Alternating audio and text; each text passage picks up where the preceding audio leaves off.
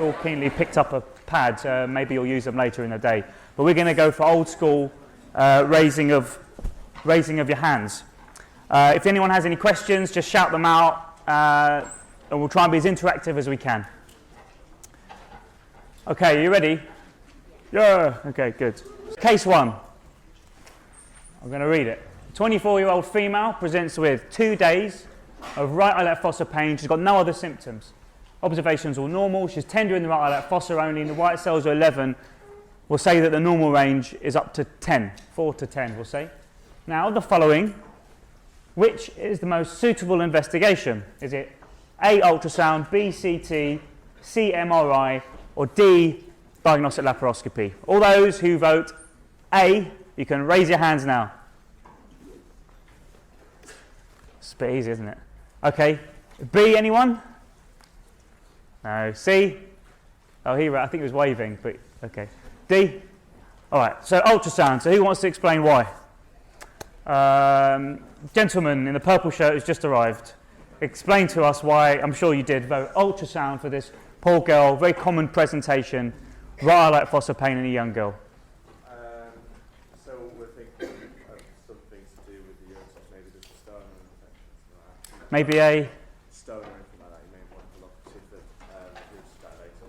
Okay, so what he said was have a look at the uterus, see if there's a stone or that kind of thing. What he's got right is actually the useful point about ultrasound in this case is excluding other differential diagnoses. For example, torted ovarian cyst, or they might have lots of ovarian cysts and that kind of thing. It's not particularly useful at looking for stones, but the point is we want to look for other differential diagnoses, particularly in a female who has an ovary and uterus and that kind of thing. It's not particularly sensitive for looking at the appendix. Most of the time you'll get a report back and it will say appendix not visualized. Every so often you'll say appendix is a bit dilated, perhaps it's a bit inflamed, or you'll get a report that says the appendix is visualized and looks normal, and they all might be wrong. So the most important way to diagnose appendicitis, as you will tell your patients in a couple of months, is actually to have a look at the appendix physically. So you will do a number, you may, but your colleagues will do a number of operations and take out normal appendixes. So an ultrasound scan to exclude differential diagnoses, to try to look for the appendix, and also it kills a bit of time, and by the time you get the scan, the patient may have got better. Anyone have any questions about appendicitis? Okay, well that was just a warm-up. So ultrasound scan. Right, next case. 56-year-old male with 2 days of vomiting, feels bloated, absolute constipation. 2 years ago he had a laparotomy, fecal peritonitis due to a perforated diverticulum. He had a stoma, it was reversed. What's the most likely cause of his symptoms of vomiting, bloating, absolute constipation? Have a look at the answers. Those who vote A, raise your hands. Okay, good. Those who vote B, raise your hands. Those who vote C. D, anyone? Okay, C. Well, I don't need to be here really, you know everything. So those who voted C, let's go for someone near the back. Gentleman with the coffee cup. Did you vote C? Yeah. Of course, just like everybody else. Can you tell us why? So it's got a history of abdominal operations and peritonitis, so it can have massive inflammation and it's got vomiting, it's probably small bowel obstruction. Yeah. The most common causes for that would be probably Great, perfect. So first of all, we have to recognise that diagnosis of small bowel obstruction. Small bowel obstruction is characterised by a colicky abdominal pain, vomiting, and absolute constipation. Now this constipation may actually start off as diarrhea depending on where the obstruction is, as all the bowel distal to the point of obstruction kind of empties itself, and then there will be absolute constipation. And the bloating, that will depend on how proximal again the obstruction is. So if it's a distal obstruction, there's lots of small bowel to be dilated, become very distended, and the vomiting is pretty much obvious. So what are the most common cause what's the most common cause of small bowel obstruction? Without doubt, it's adhesions. As what was your name? Scott, as Scott said quite rightly.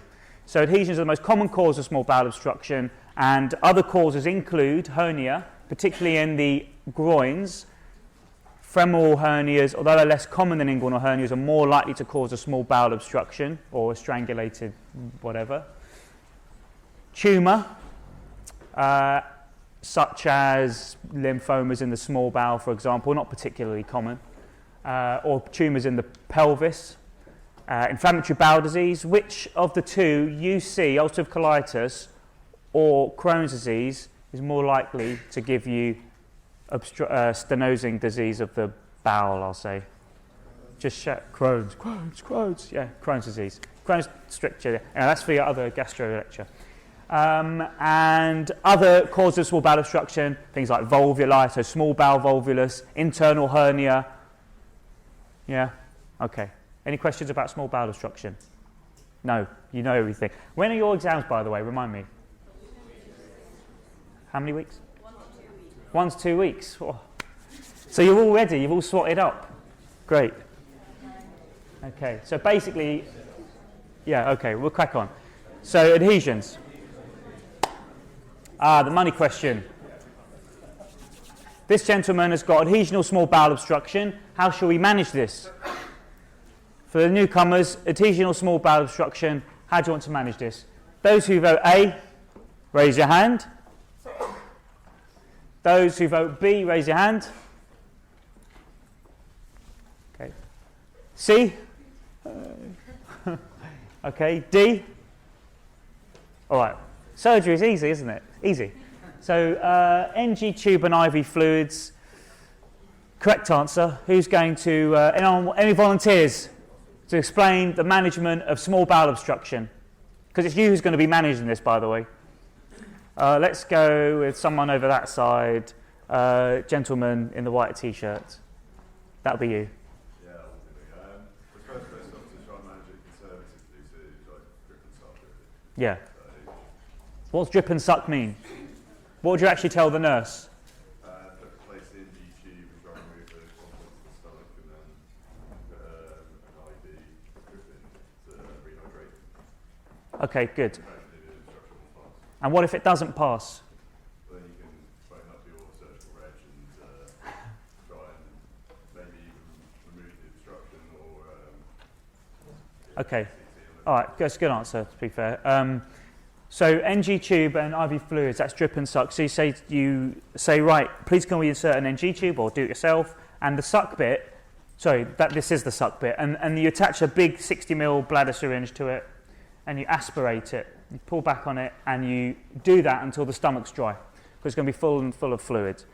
Okay, and that will actually tend to make the patient feel better. And if the nurse does this every 4 to 6 hours and in between have the NG tube on free drainage, then when we come to assess the patient, we'll see how much fluid they're losing, and it will help us manage their fluid status. Okay, so that's what the suck part means.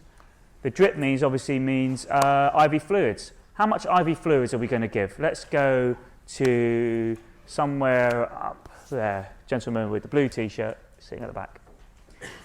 How much, in general, how would you manage somebody's, how much fluid would you give someone with small bowel obstruction?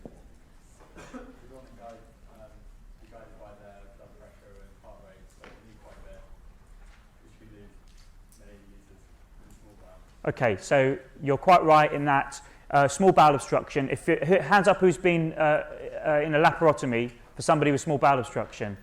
Has anyone seen one? Okay, well, it's because you've all been, you obviously all been studying very hard at home, been doing your own thing.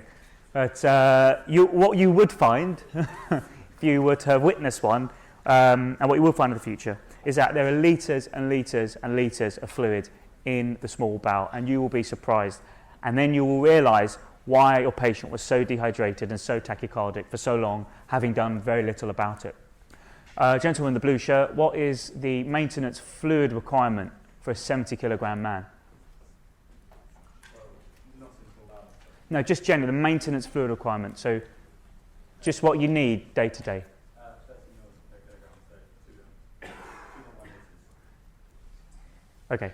So 30 milligrams per kilogram is how much you need in a day. In someone with small bowel obstruction, you have to add in the fact that there's a few litres inside their abdomen. There's going to be a couple of litres potentially coming up their NG as well. Okay, so the answer is a lot of IV fluids. Obviously, be careful in your... How old is this gentleman? 56. He's not so old, but old people with hearts that aren't working so well, just be a bit careful. Okay, so they also need a catheter, as we've alluded to. Very good. After a few days, you're quite right, adhesiolysis. Usually it's done by a laparotomy.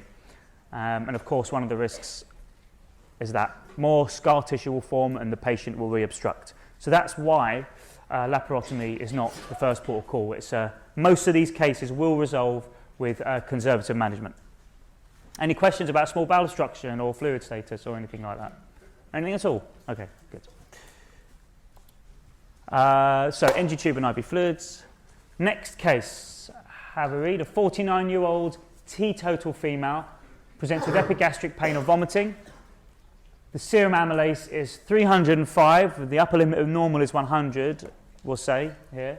What is the likely cause of her condition? Take a moment to think about it. You don't need to think about it, do you? Okay. Who votes A? B? C? C? Who are you? D. Oh, here we go. Okay, gallstones. So let's pick on lady with the pen, which is most of you, the one over here. Can you explain to us the relevance of the amylase and how we use that to diagnose pancreatitis? How high? Is that very high?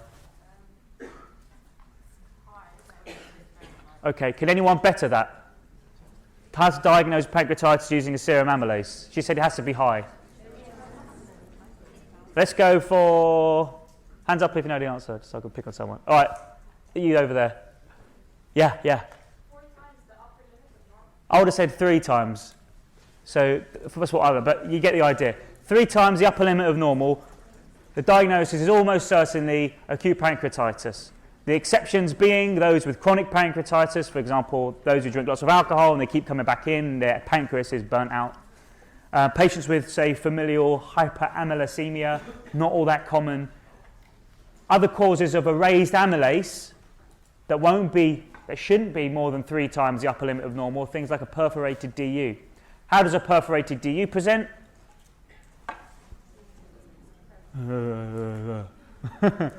It presents with severe abdominal pain, okay? And it may present particularly with severe epigastric pain, although it may spread to the whole abdomen.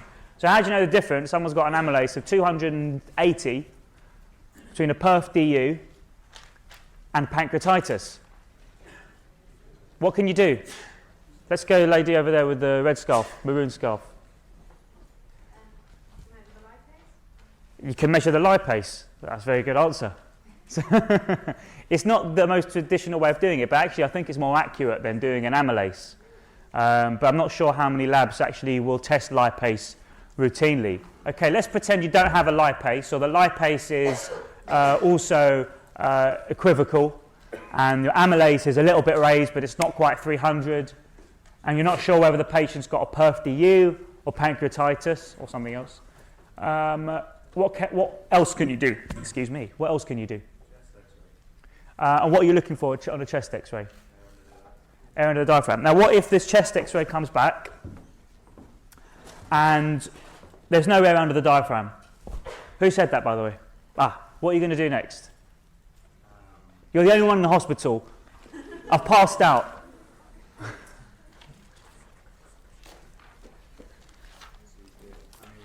There is a radiologist, though. Like, found a weakness. No, you're doing very well. CT, perfect.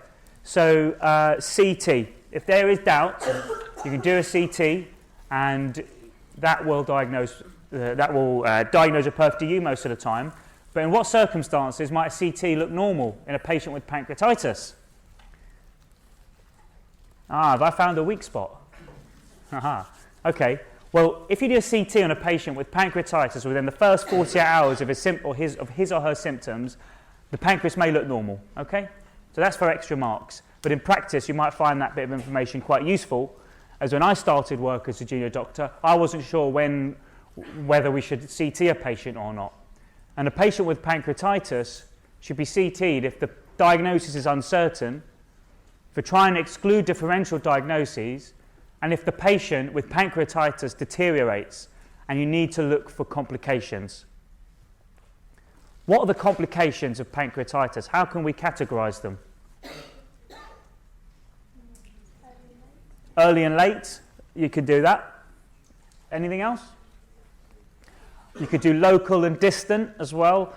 For this condition, I prefer local complications and distant complications, and do have an idea of when they come, whether they come early or late. We've talked about pancreatitis, and we've said gallstones. You all know the risk factors for gallstones. Fat female, 40s, fertile. Yeah? Any other risk factors for gallstones? Someone said something. A lot of people said something. Say again?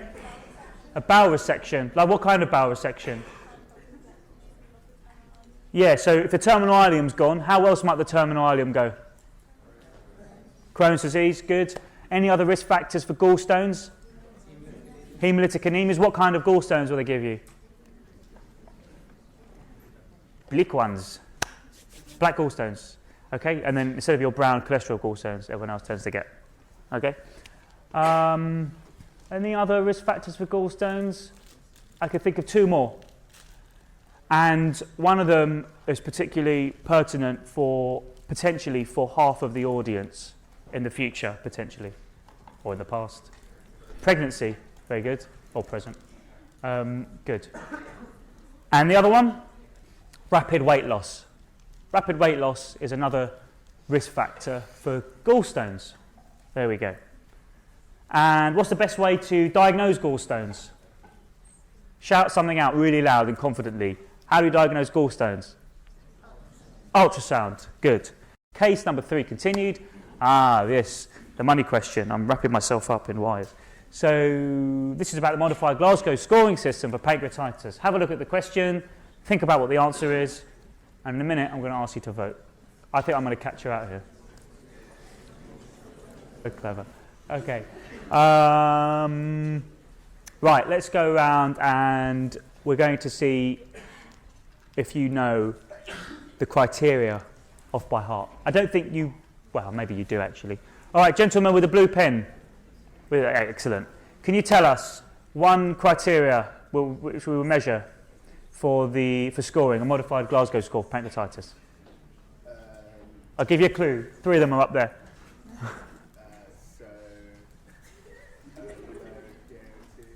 Low PaO2, less than 8. That's 1. That's the P, okay? What's the mnemonic? Pancreas, yeah. Good. Gentleman behind him. Aha, good. What's the next one? What's the A? Too slow. Next chap. Calcium. Oh, the A, sorry, I thought. Yeah, Alcium,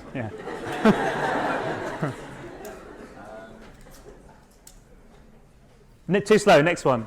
You're not as good as you think you are. A, anyone? Albumin, good. So what's next? N. N.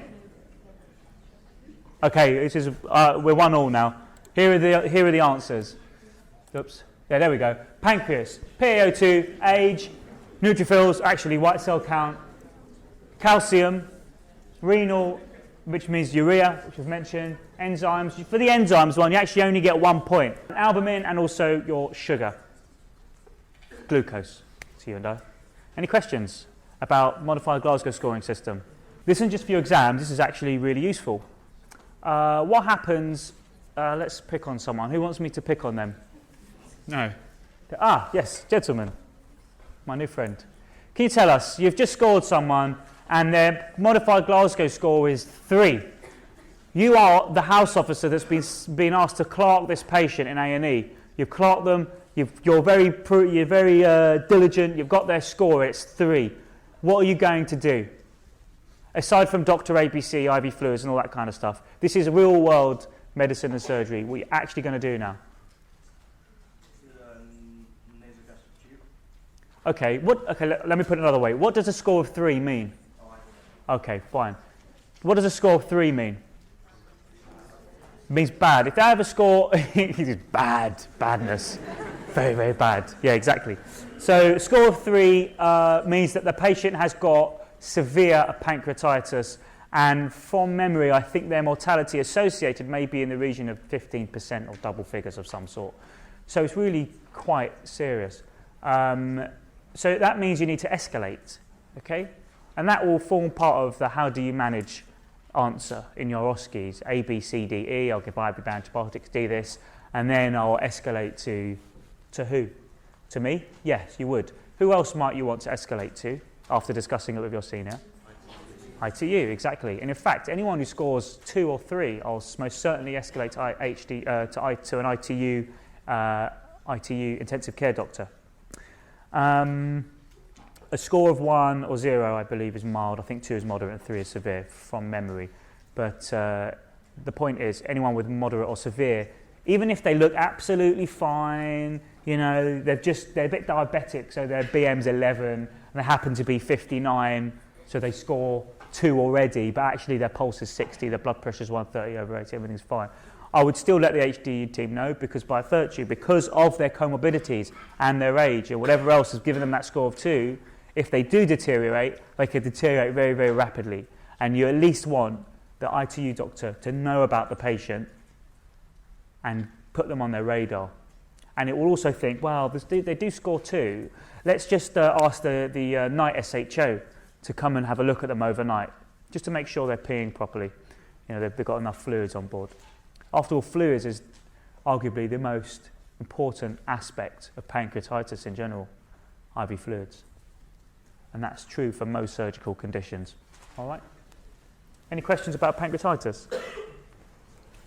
Cool. Case number 4.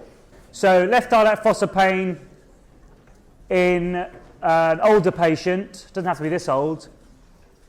Probably the most common cause is diverticulitis. Okay? What else can I tell you about diverticulitis? Let me just see what the next question is. I can't remember. Here we go. We'll move on to the next question. Same patient, 79 years old. You think she's got diverticulitis. Okay? She's had a CT, and it shows a 7 centimetre collection adjacent to the sigmoid. There's associated fat stranding. What is the correct management? Those who vote A. Those who vote B. C? Very good. D? Okay. What does fat stranding mean, by the way, when you see it on a CT? Basically just means that the fat, which is usually dark and blackish colour, there's streaks of whiteness. Okay, I'm not a radiologist. But that basically means that there's edema and inflammation in that area. Okay, so what this says is you've got a patient with a fever and a collection. They've got a 7 centimetre abscess and there's inflammation around it, as one would expect. And we would treat it quite right with IV antibiotics and a percutaneous drain. Okay, now it's different. Does anyone know of a classification system for acute diverticulitis? Hinchy classification. That was you, wasn't it? Can you tell us about it? But speak loud and proud. Okay. So 4-stage classification. Very good.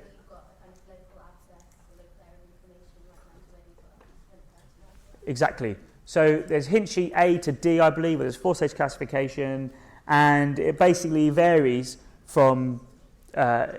It tells you whether the patient has got a local abscess or if they've got frank fecal peritonitis. Okay, and that's, if you think of these classification systems, it helps you work out whether or not a patient ought to have a CT.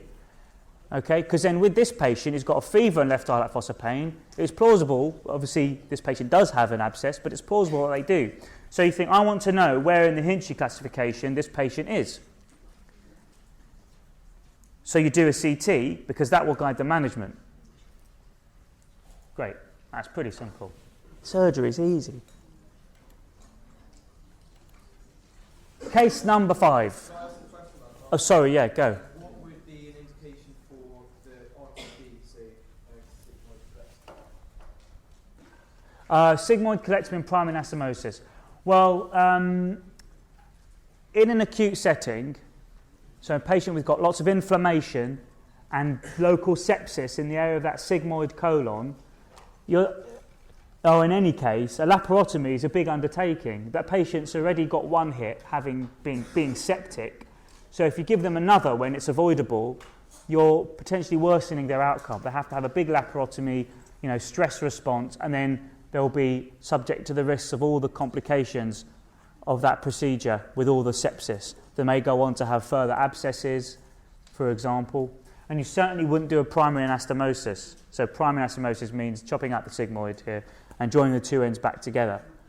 Sigmoid colon is more likely to leak than anastomosing small bowel, especially when there are local factors that are risk factors for leaking, such as sepsis, i.e. an abscess in the area, and in a patient who may have other comorbidities but is generally unwell. They have a systemic inflammatory response. So there is a risk of leaking. So if a patient has recurrent problems, recurrent attacks of diverticulitis, then in an elective setting, when there's no sepsis or minimal sepsis in the patient as well, then you can go in and do a sigmoid colectomy. If the conditions are suitable, you could anastomose them and potentially bring out a defunctioning loop ileostomy to divert the stream of ileal contents away from the anastomosis while it heals, in case it leaks. So if we're going to do a sigmoid colectomy, then it's going to be ideally as in an elective basis. If the patient had gross peritonitis, fecal peritonitis, gross contamination, then that might be an indication for doing an emergency laparotomy. And in that case, it would be a Hartmann's.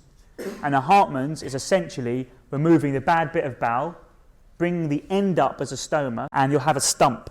And you just drop that back in, close it off and drop it back in. That's a Hartmann's. Chopping out a bad bit of bowel, whether it's cancer, diverticulitis, bringing up an end stoma and dropping the distal bit back in, closed back into the abdomen. So why are you definitely not doing that here? Because she has got local sepsis, which may be better treated with a percutaneous drain. Once you drain that abscess through a relatively, non-invasive, it's invasive, but it's less invasive, then the patient, you might find, gets a lot better. You drain it, leave a drain in, so it's continuously draining. Okay, yeah. So you're not draining a diverticular, No. So it's an absence adjacent to it. So in this situation, well, of course, it's made up, but there's lots of patients come in like this. A diverticulum has perforated. This is a scenario, and then there's a bit of local contamination of feces, and then that forms a big abscess adjacent to that diverticulum and that area of the bowel, and it's just pus. Okay, it may be a little bit more than pus. Okay. So you probably would need that diverticulitis area taken out. So that would be an option. That would be certainly on the table. The question was, should this patient, well, it was a statement, but the question would be, should this patient then go on to electively have a sigmoid colectomy? And the answer is possibly, and that will depend on her general fitness for surgery, and of course whether or not she wants it. But it's a consideration for sure. Any other questions about diverticulitis? Do you know the difference between diverticular disease, diverticulitis, very good. Diverticulosis and diverticular disease are the same thing, okay. Diverticulitis, inflammation, good. Okay, next question. A 43-year-old lady presents with Charcot's triad. What is the most likely diagnosis? Anyone who says A, raise your hand. Anyone for B? B, yeah. No. C? Great. And D? Good. So the answer is C, Charcot's triad. Let's pick on somebody. He's working very hard. The girl next to the guy in the corner over there with the blonde hair and the black shirt thing. Yeah, that's you. Okay, you, fine. No, it's fine, go for it. Charcot's triad, what is it? Right Yeah. And what, sorry? Rickets? Oh, Rigels, sorry. Yeah, pretty much. Yeah, that's right. So pain, fever, or Rigels, pain, fever, jaundice. Pain, fever, jaundice is ascending cholangitis, unless proven otherwise. And there we go. And commonly this will be due to gallstones dropping in the common bile duct. All right, that's pretty simple, isn't it? I think I've got another one on this case. Oh no, I don't. Okay, what's the management? This is 43. What do you think the most likely causes of this acute episode? Yeah, I've just told you, haven't I? How would you treat it? Danger, response, airway, breathing. So does D still stand for danger? Yeah. And definitively, well, in this acute scenario is ERCP. Yeah, super. Yes? Sorry, this is going back to your line. Would you do antibiotics, cholecystectomy? Okay, so most of the time, let's start with medical, interventional / medical, and surgical management of this lady's condition of ascending cholangitis. The medical management is going to be airway breathing circulation, so that will include oxygen and IV fluids, and that will include IV antibiotics if they are showing signs of sepsis. Yeah, pain, she's got Cholangitis, she's got fever, okay. So you want to get IV fluids in and antibiotics in as early as you can. And those antibiotics, you will look them up in the microbiology local guidance, but they'll have to cover gram-negatives, such as E. coli, enterococci, because they cause the sepsis here often, and anaerobes. So gram-negatives organisms cover something like augmentin, gentamicin, and anaerobes. Metronidazole will specifically target a particular anaerobe that might be responsible, whose name has escaped me, Bacteroides, something or other. Anyway, so antibiotics. This patient should have antibiotics very early. As soon as you see them, they're septic. Let's get take some cultures off, antibiotics in, done. The next stage of management, sort of medical / I say interventional, I mean endoscopic, is your ERCP. And then following that is cholecystectomy. However, you would try, generally these days, most places would try to manage this with antibiotics, let all the inflammation settle down, and as an outpatient, as early as possible, once everything's settled down, do a cholecystectomy to reduce their chance of suffering future gallstone complications. So in general, the kind of take-home principle when it comes to surgical management, when you see a patient with an acute problem, unless they're really unwell and the only way to make them better is to remove whatever it is, then you want everything to settle down before going back in. And you try and do things electively if possible. The exception I can think of is appendicitis, okay? But even then, with appendicitis, there are cases where there's an appendix mass, okay? You might want to treat it with antibiotics, let that settle down and bring them back for an interval appendicectomy. So that's an exception, but it's not really a rule, but it's just a principle, okay? Any questions?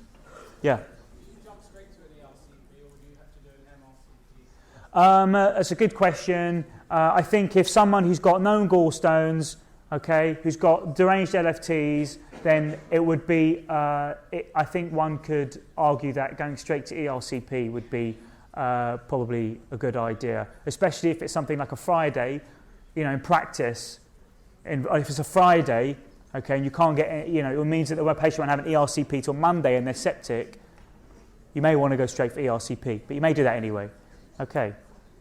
Because there are other causes, there are other things that can do this. They can have a head of pancreas tumour, but in which case they're still going to need an ERCP because they need the duct drained. So you probably go straight to ERCP. Any other questions? Case number 6, 65-year-old hypertensive male. You're doing really well, guys. I think you've got 100%, all of you so far. It's brilliant. A 65-year-old hypertensive male with abdominal pain having collapsed suddenly whilst out shopping. I saw a very similar case last week, by the way. Very interesting. His HB is 7.2, pulse is 135, and blood pressure is 75 over 40. What is your next most appropriate step? I know you're going to get this right. Which is good. I'm pleased. I want you to get it right. Okay, I really do. Come on. A, B, C, D. Wait, C. No, pretend you did A. Okay, you answered A, everyone. The answer's well done. The answer's indeed A. Good. Good. Just to make sure you don't get caught out. All right. I remember seeing questions like this, and thinking about it. It didn't take me long to realise that the answer is always danger. Okay. Fine. The patient will need 2 large bore cannulas. What's the most important differential diagnosis, or one of the most, certainly up there, that you're not going to forget in this scenario? Say it again. Say it louder. Say it with conviction. Hey. Okay, good. So abdominal aortic aneurysm. It's often some differential that we often forget, especially as a medical SHO, because we're not, I don't have my medical hat on doing surgery all the time, but and also as a junior, especially if you don't see it that often. Abdominal pain and collapse, AAA. 53-year-old diabetic smoker, calf pain on walking 100 yards. What's that called? It relieves on rest. What's it called? Yeah, good. So the definition, okay, pain in a muscle group, brought on by exercise, relieved by rest. Good. He has a history of chronic kidney disease stage 3 and a pacemaker. What do you want to do? Those who vote DSA, A, plain angiography basically through the groin. No. B. You say B. You go B. C. D. Okay. When you get a question, as you all know by now, there are reasons why they put bits of past medical history and bits of the private life of the patient in. CT involved contrast in a patient with CKD stage 3. They're at high risk of contrast nephropathy, especially if they've got diabetes, or contrast-induced nephropathy. So you don't really want to do CT if you can avoid it. MRI is contraindicated. They've got a pacemaker, so you can get rid of that one. And DSA is invasive, and you wouldn't do it as a first line in practice, not in the places I've been. So a duplex ultrasound will pick up most things, make the important diagnosis, okay? And then if the patient is for angioplasty, if they've got tissue loss or rest pain, that's when you would do more invasive procedures, okay, if they've got tissue loss or rest pain. So here the answer is duplex ultrasound. I'm just going to run through because I've got something else to tell you. Here we go. We're finished. Does anyone have any questions about that last question, by the way, since that was the last one? Yeah. With the Sorry. pacemaker, do we assume that our pacemakers are the ones that are contraindicated or not? Yeah, I think that's a safe assumption to make. But if you're not sure, just ask the MR radiographers. Okay. If in the question, well, they're not going to trick you and say, the answer's MR. That was a pacemaker that is actually made of bread or something that can go in. They're not going to. I don't think they're out to trick you. They just want to know that you're thinking about these things. Let me just answer that. If they didn't have CKD stage 3, I still would go for duplex ultrasound because they're diabetic and you're giving them contrast possibly, needlessly really. So I would still go for a duplex ultrasound. The CKD was to ram it home. Yeah. What would you do if you had to further investigate? Because you can't have a CT, you can't have an MR. You mean if you didn't have ultrasound either? So you give them an ultrasound, then you need to do a graft or something. What are you going to do if you can't do CT and MR? I see. So the question was, what are you going to do if you can't do CT or MR, if you need to do something else afterwards? Well, the duplex ultrasound would it has subtle weaknesses, as they all do, but it should pick up most of the problem. Okay, you could prehydrate the patient and give them lots of fluids and then do a CT, or you might have enough information, probably more likely from a duplex ultrasound, such that if they fail conservative management, so medications, risk factor reduction, lifestyle modification, exercise regimens, they fail all of that, they've stopped smoking as well, and then they develop rest pain or tissue loss, so signs of critical ischemia, then you could consider angioplasty, and that would involve some dye. But angioplasty, going straight to intervention, open up some vessels, put a stent in. Okay. Generally, that's not done. That's reserved for patients who've got rest pain or tissue loss because there is a risk of amputation with that and other things, like having the contrast. Any other questions? No. Okay. Good. So another very exciting revision resource for you guys, www.boxmedicine.com. Let me just tell you a bit about this. Okay.